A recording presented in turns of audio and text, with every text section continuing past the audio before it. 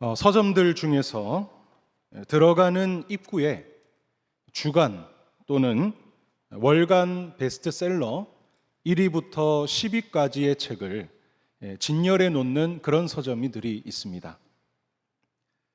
제가 한 서점을 이렇게 수년간 오가면서 그 베스트셀러 1위부터 10위까지의 목록들을 참 유심하게 봤었는데요. 그 순위 안에 거의 대부분, 간혹 경우를 빼고는 항상 포함되어 있는 책의 장르가 있습니다. 바로 자기계발서입니다.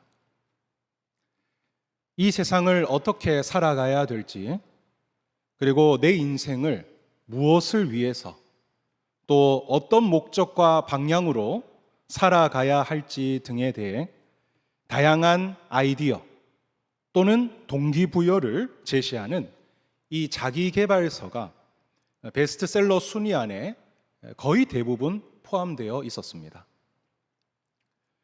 이것이 오늘날 모든 세상 사람들이 가진 어떤 고민, 그리고 관심과 생각을 잘 보여주는 예라고 할 수 있습니다.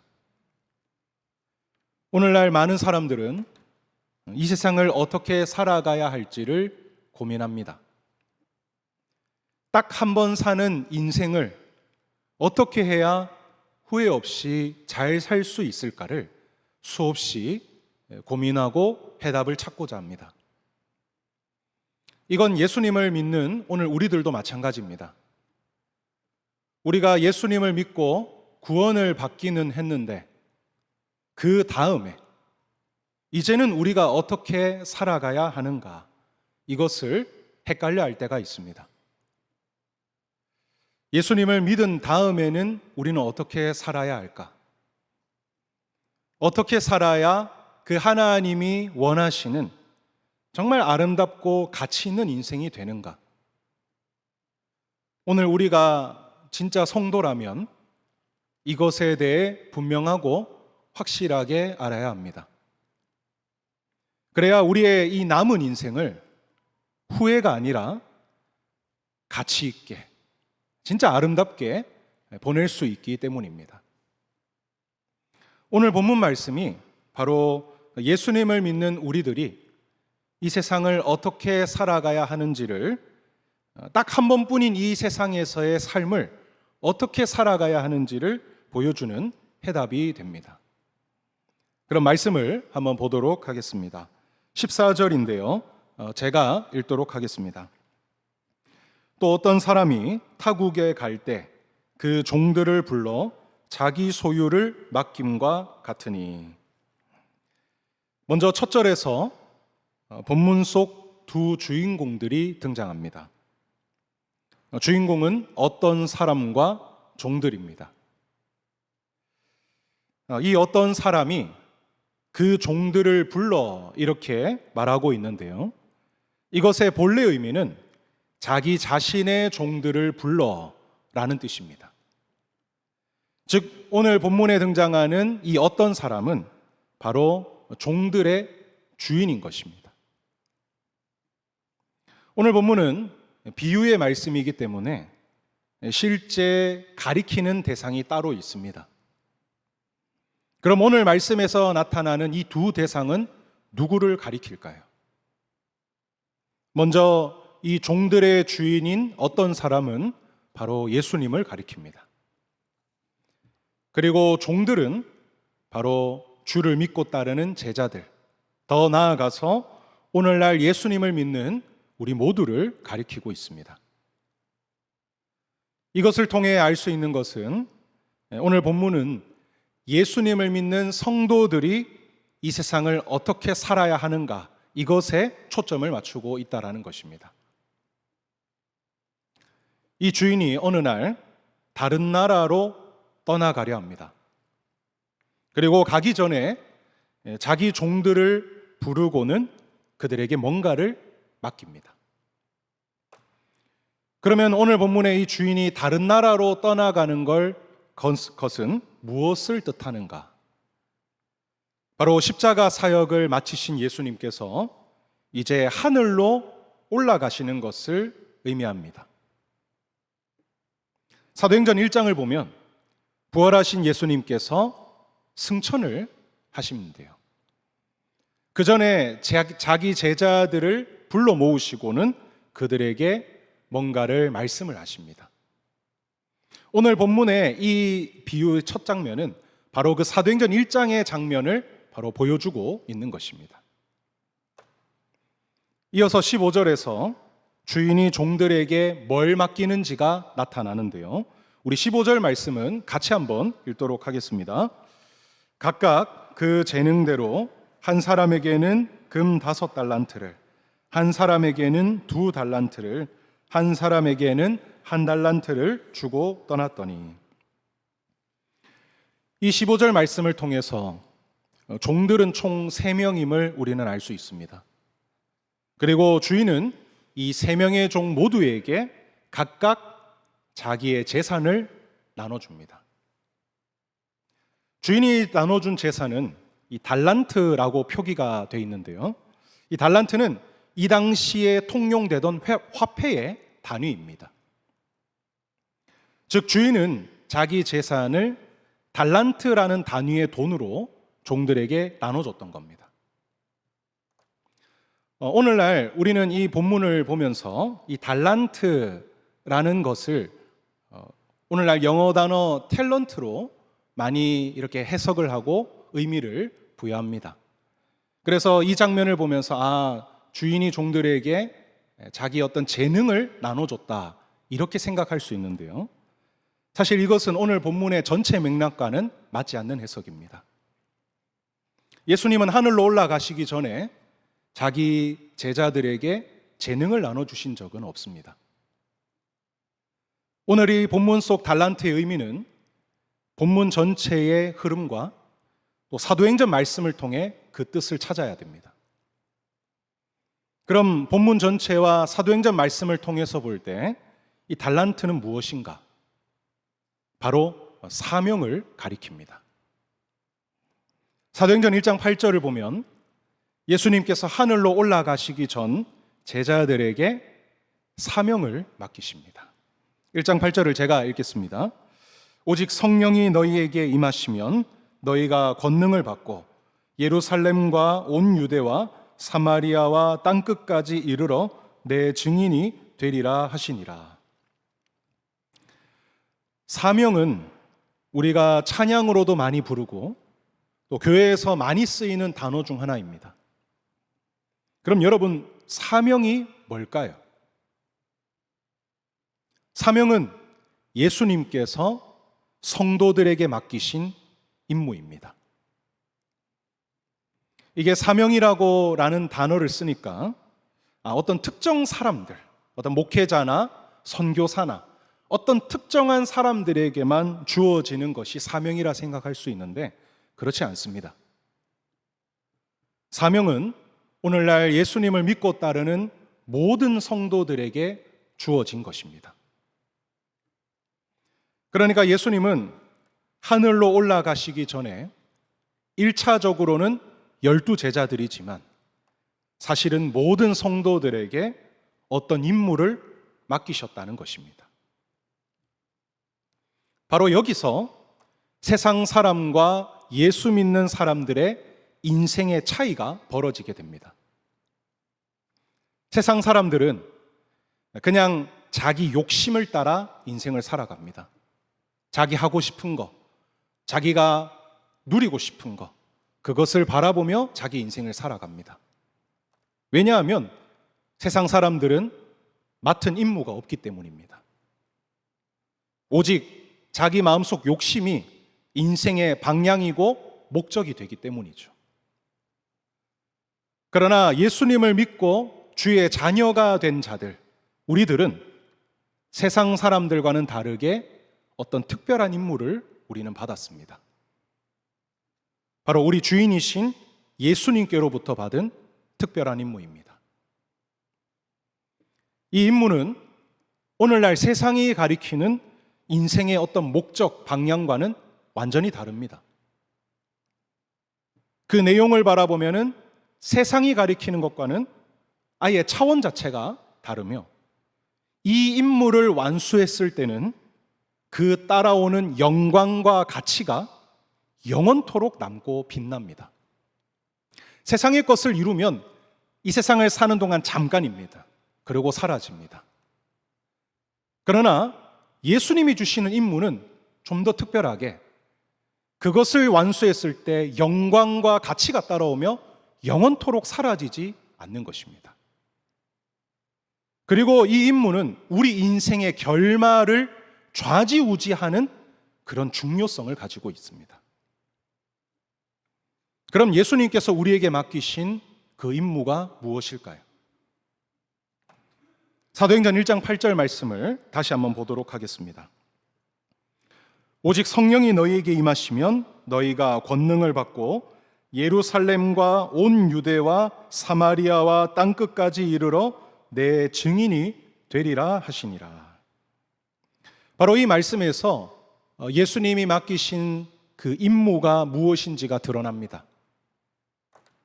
주님이 맡기신 임무는 오늘 우리 자신이 세상 모든 곳에서 예수님의 증인이 되는 것입니다.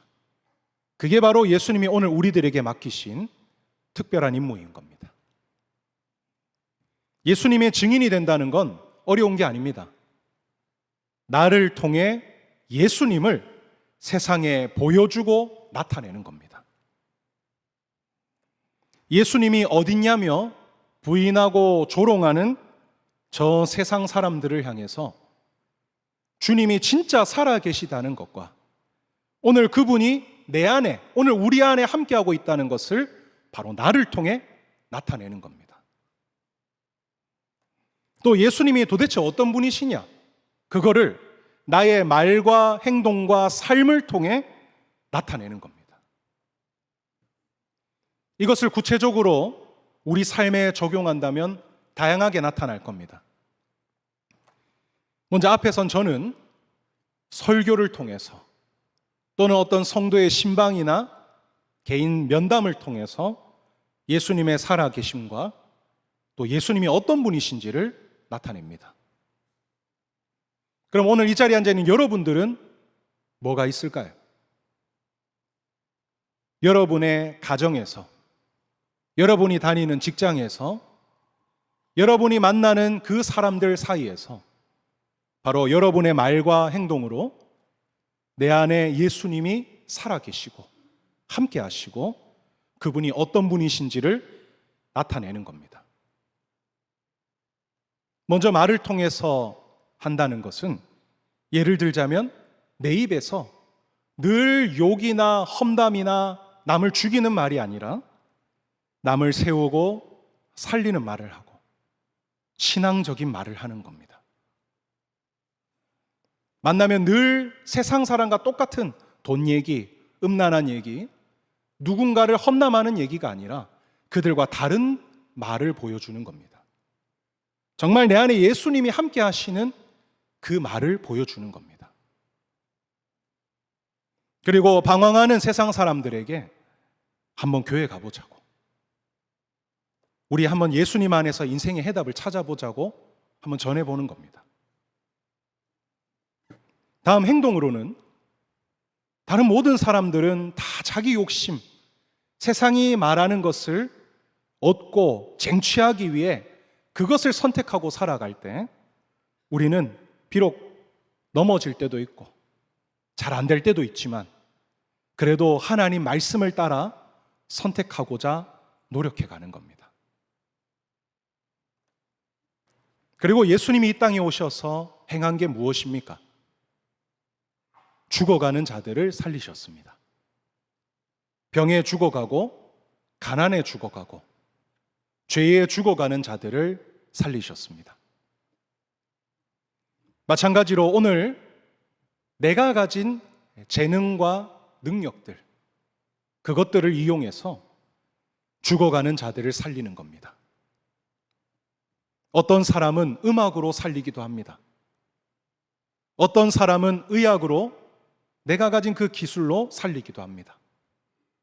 어떤 사람은 사업 아이템을 통해서 가난과 굶주림에 죽어가는 자들을 살리기도 합니다. 우리 각자가 가진 다양한 재능과 아이디어와 그 기술을 통해서 죽어가는 그 영혼들을 살려나가는 겁니다.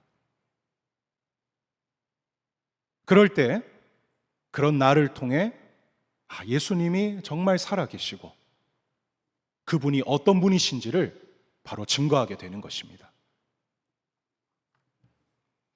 이렇게 나의 말과 행동과 삶을 통해 예수님을 나타내고 증거하는 것, 이것이 승천하시기 전 예수님께서 오늘 우리들에게 주신 사명인 것입니다.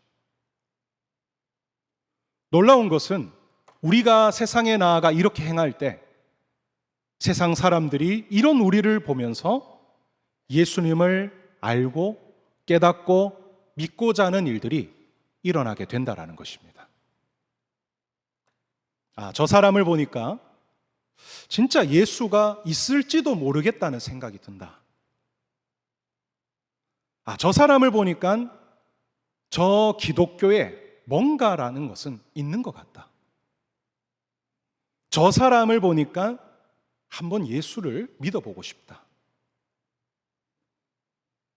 예수님은 보이지도 들리지도 않습니다. 만져지지도 않습니다. 그런데 그런 예수님을 도대체 이 세상 사람들에게 어떻게 나타내고 전하는가? 바로 예수 믿는 나를 통해 전하고 나타내는 겁니다. 이것이 우리에게 주어진 사명인 것입니다. 그렇습니다. 오늘 우리가 이 사명을 받았음을 우리 마음속에 믿음으로 딱 품고 나의 삶 속에서 여러 모양으로 예수님을 나타내고 증거하는 것, 이것이 예수 믿는 우리들이 이 세상을 살아가는 방식이고 우리 인생의 진짜 목적과 인생의 방향이 되는 것입니다. 그런데 예수님께서 사명을 우리에게 주실 때 다 똑같이 주시지 않습니다. 각 사람마다 다르게 주십니다. 말씀을 한번 보겠습니다. 이렇게 주인이 3명의 종에게 각각 달란트를 주는데요. 이 달란트를 나눠주는 15절 말씀에서 주목해야 할 단어가 있습니다. 바로 제일 앞에 있는 각각 그 재능대로라는 단어입니다. 보통은 나눠주는 달란트를 재능으로 생각할 때가 많은데요. 바로 이 제일 앞에 각각 그 재능대로가 우리가 아는 그 진짜 재능입니다. 이 재능이란 단어는 능력 또는 힘이라는 의미입니다. 즉 주인은 이 3명의 종에게 각각 달란트를 주는데 어떻게 주느냐? 종들 각자가 가진 능력과 힘을 따라 그들이 가진 역량을 따라서 다르게 달란트를 나눠줬던 겁니다. 다시 말해 예수님께서 오늘 우리들에게 사명을 주시는데 어떻게 주시는가? 다 똑같이 주시는 게 아닙니다. 우리가 가진 능력과 역량에 따라, 가진 재능에 따라 다 다르게 주시는 것입니다. 어떤 사람에게는 많은 능력이 있어서 다양한 일들, 수많은 사람들을 맡기십니다. 그래서 그들을 살리고 그들에게 주님을 증거하여 죽어가는 영혼들을 살리는 역할을 감당하게 하십니다. 하지만 어떤 사람은 능력이 작고 약합니다. 그래서 그에게는 작은 일과 소수의 사람들을 맡기셔서 사명을 감당하도록 하시는 것입니다. 앞에선 저도 이런 경험을 한 적이 있습니다. 제가 이 동북에 오기 전에 3개의 교회를 사역했었는데요. 첫 사역지의 학생 수는 무려 3명이었습니다. 처음에 그 3명의 학생들을 맡았을 때 얼마나 자존심이 상했는지 모릅니다. 아니, 하나님 저에게 너무하신 것 아닙니까? 꼴랑 3명이 뭡니까, 하나님? 제가 그렇게 많이 부족합니까, 하나님? 이런 서운함과 원망의 마음이 하나 앞에 터져 나오는 거였습니다. 그리고 다음 사역지에서는 대략 한 16명에서 18명 정도였습니다. 그래도 조금은 늘어났죠. 그리고 그 다음 사역지는 약 한 23명 정도였었습니다. 그런데 주변의 다른 사역자분들을 보면 막 100명, 200명의 자기 부서의 학생들이나 영혼들을 맡아 이렇게 사역하는 사람들이 보이는 겁니다. 그런데 나는 겨우 이 정도 학생을 맡아 사역한다는 것이 그 당시에는 뭔가 내가 무시당하는 것 같고 하나님 앞에 서운한 마음이 있었습니다. 그런데 나중에 시간이 지나서 깨닫게 되었습니다. 그게 그 당시 내가 감당할 수 있었던 능력이었던 겁니다. 그 당시 내가 감당할 수 있었던 역량이 딱 그 정도 숫자가 정확한 것이었습니다. 그때를 생각해 보면 그 숫자의 학생들을 감당하는 것만 해도 매우 버거워했었습니다. 그런데 마음에 욕심만 가득한 거였습니다. 만약 그때 하나님께서 진짜 그래 네가 그래 원망하면 자 한번 내가 한 3배를 줄게 하고 보내주셨다면 아마 저는 못 버티고 도망쳤거나 쓰러졌을 겁니다. 제가 가진 능력과 역량이 딱 그만큼이었기 때문에 하나님은 감당할 만큼만 사명을 주셨던 것이죠. 그렇습니다, 여러분. 하나님은 우리에게 사명을 주실 때 우리 각자의 능력과 감당할 역량에 따라 다 다르게 주십니다. 이것은 차별이 아닙니다. 사람마다 감당할 수 있는 능력이 다 다릅니다. 그런데 만약 하나님이 똑같이 임무를 주셨다. 그럼 누군가는 그 임무가 너무 벅차서 그거 감당하는 본인이 망가지고 무너지게 될 겁니다. 하나님은 절대 그걸 원하시지 않습니다. 하나님은 오늘 사명을 감당하는 우리를 하나의 소모품처럼 그저 하나님의 일을 이루는 도구처럼 여기시지 않습니다. 사명을 감당하는 우리 한 명 한 명 자체도 존귀한 영혼이자 하나님 자녀로 주의 사랑하는 자녀로 대하십니다. 그래서 우리가 결코 주님은 망가지거나 무너지는 것을 원하시지 않습니다. 그래서 하나님은 한 사람 한 사람을 살피시고는 그가 감당할 수 있을 만큼의 임무를 주시는 것입니다. 그런데 종종 주위에 보면 자기 역량보다 더 많은 일을 하다가 어려움을 겪는 분들을 볼 때가 있습니다. 그건 하나님이 주신 사명을 넘어 내 욕심으로 과하게 하다가 탈이 나는 겁니다. 많은 사람들에게 박수와 영광을 받고 싶은 마음에 과하게 하다 탈이 나는 것이죠. 여러분, 사명에 있어서 너무 과한 욕심을 낼 필요가 없습니다. 억지로 뭔가 크고 엄청난 것을 이루고자 할 필요가 전혀 없습니다. 하나님이 나에게 주신 딱 그만큼 거기에 집중하시면 됩니다. 그것만 해도 여러분 쉽지 않습니다. 뒤에서 살펴보겠지만 한 영혼을 케어하고 그를 하나님께로 이끄는 것만 해도 얼마나 무거운지 모릅니다. 하나님께서 나에게 주신 딱 그만큼의 사명을 잘 감당하는 것이 바로 하나님의 선하신 뜻인 것입니다. 자, 이렇게 주인이 3명의 종들에게 각자의 재능에 따라 달란트를 나누어 주었습니다. 그리고는 다른 나라로 떠나게 됩니다. 예수님께서 오늘 우리들에게 각자의 역량에 따라 사명을 주시고는 하늘로 올라가신 것입니다. 자, 그러면 이렇게 사명을 던져놓고는 이제 주님과 우리는 영영한 이별인가? 그렇지 않습니다. 19절 말씀을 보면은 이렇게 되어 있습니다. 제가 읽겠습니다. 오랜 후에 그 종들의 주인이 돌아와 그들과 결산할세. 우리에게 사명을 맡기고 떠나셨던 예수님은 시간이 흘러 어느 시점이 되었을 때 다시 돌아오시는 겁니다. 하늘로 올라가셨던 예수님이 그 올라간 모습 그대로 다시 이 땅에 오시게 되는 겁니다. 그럼 돌아오셔서 뭘 하시는가? 이것이 중요한데요. 19절 마지막에서 이렇게 말씀합니다. 그들과 결산할세. 바로 우리에게 맡기셨던 그 사명을 우리가 어떻게 감당했는지를 확인하신다는 겁니다. 그렇습니다, 여러분. 예수님께서 장차 이 땅에 반드시 다시 오십니다. 그런데 그 재림을 하셨을 때 오늘 예수 믿는 우리들에게 맡기신 사명을 어떻게 내가 감당하고 살아갔는지를 주님은 확인하실 겁니다. 그때는 거짓말을 한다거나 포장을 한다거나 숨길 수가 없습니다.